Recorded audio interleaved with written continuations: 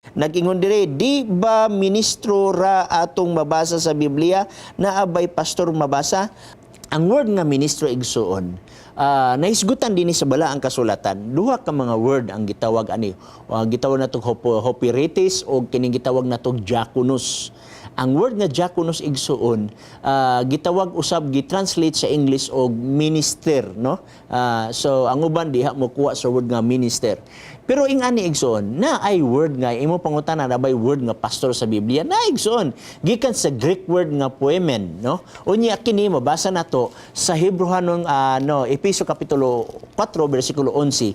Gasa kini sa iglesia igsoon ang pagkaapostol, gasa kana sa iglesia ang pagkaebanghelista, gasa kana sa iglesia ang pagkapropeta, gasa kana sa iglesia sa samang paagi, gasa usab sa iglesia ang naay pagkapastor. Atong tan-awon Efeso kapitulo 4 bersikulo 11, og ang iyang mga gasa mao nga ang uban mahimong mga apostoles, ang uban mga propeta, ang uban mga ebanghelista, ang uban pastor og mga magtutudlo. So na dinhi ang pastor igsoon, no?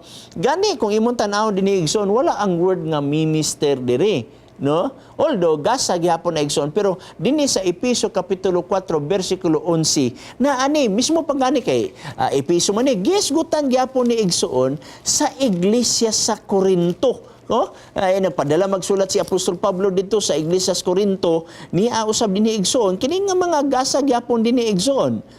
Apil na dinhi ang apostoles kini gingon sa unang Corinto kapitulo 12 bersikulo 27. Na dinhi ang apostoles, na dinhi ang gitawag natog propeta, na dinhi ang gitawag natog magbubuhat ug uban pa, no? So daghang salamat natay mabasa nga pastor igsoon na sa balaan nga kasulatan. Gasa na sa Dios ngadto sa iglesia. Okay? Daghang salamat nining imo nga pangutana igsoon.